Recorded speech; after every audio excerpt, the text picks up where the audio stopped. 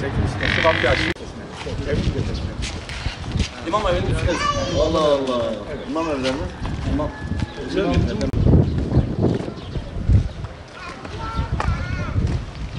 Buradan giriyor, saplanıyor. Kendi yerden saplanmış. Orada kalmıştı, saplanmış. Başkan olmuş. Patladı. Patladı mı? Boş duvarını çıkardı. Boş duvarını kapattı. Boş AFAD geldi. Buraları kontrol ettiler. Yasal bir şey var mı yok. Onu da kontrol ettiler. Onu İçeride miydiniz ama? yok, evde yoktu şükür. Allah korusun evde olsaydınız. Giderdi kesin giderdi. Zaten içeri patladığında bir toz ve duman içeri girememişti. Allah saklamış sizi. Allah'a binler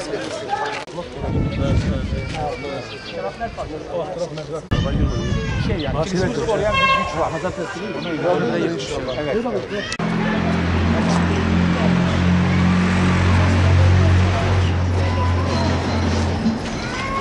Mahkemeden girmiş. Arabanın yok kapılarını Komiser geldi baktı. Bir şey mi var? Benim soru çok. Onun da şunu biliyoruz. Bakalım mı? Kaç da bakalım?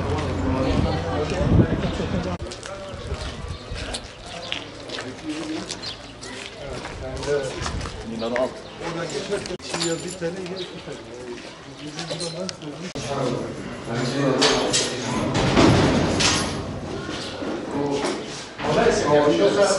Namaz kılan falan olsaydı her taraf cam aşağı iniyor.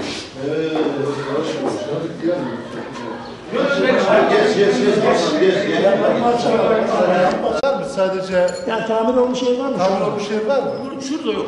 Burada yok. Evet. Yukarı camlar takılmadı mı? Buyur, camlar takıldı. Hepsini camlar kırılmış.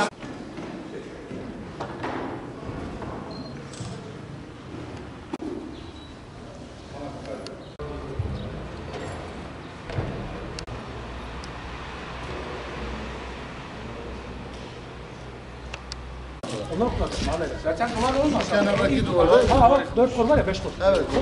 Komple girmeyi. O olmazsa dağılır. Çok İç duvarların tamamı çalıyor.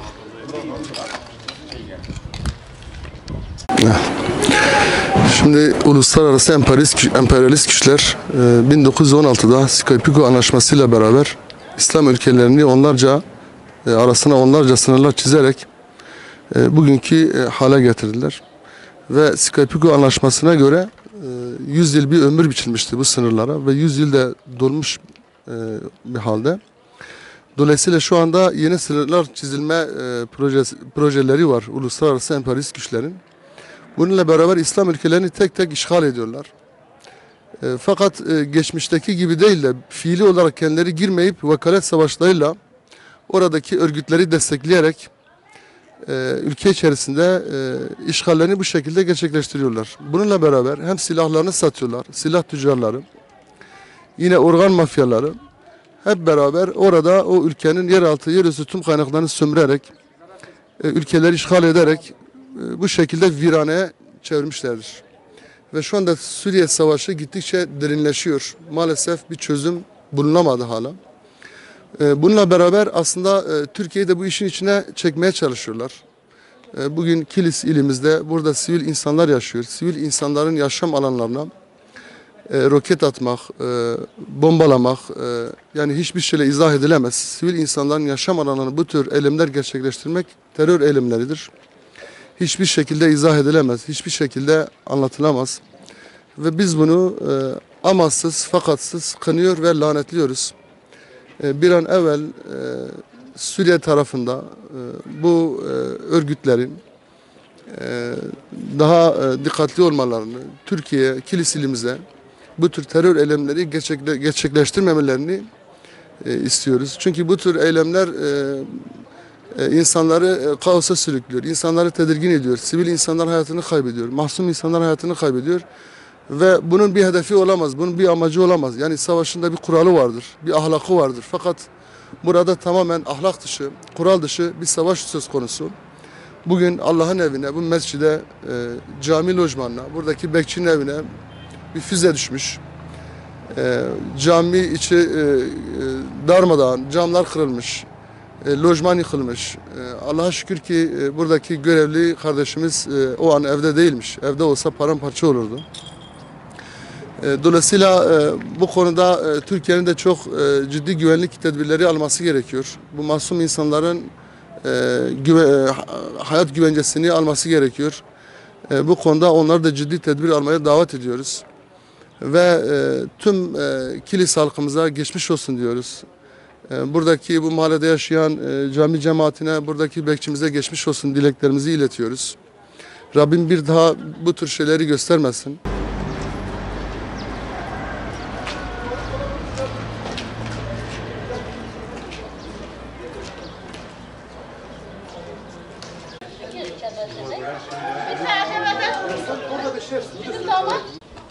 Aracı zayiat görmüş.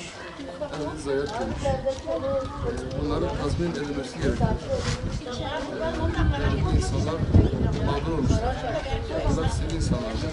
Bu savaşta, Suriye'de hiçbir ilgili fakat bu insanlar burada mağdur olmuşlar. Bunların tazmin etmesi lazım. Bunların bir el atması lazım. Bu insanların mağduriyetini gidermesi gerekiyor.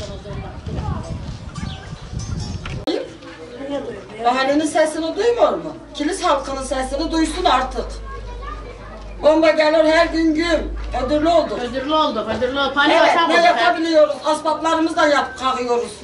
Ne oldu diye. Evin içinde gezmeye korkuyoruz. Köşü pat, kapı örtülür, bomba atıldı diyorum. Ney bahar? Panik atak hastası olduk hep. Doktora götürmeden bir oldum gelini. Aynen. Anne gidek buradan, anne gidek buradan. Nereye gidek kızım?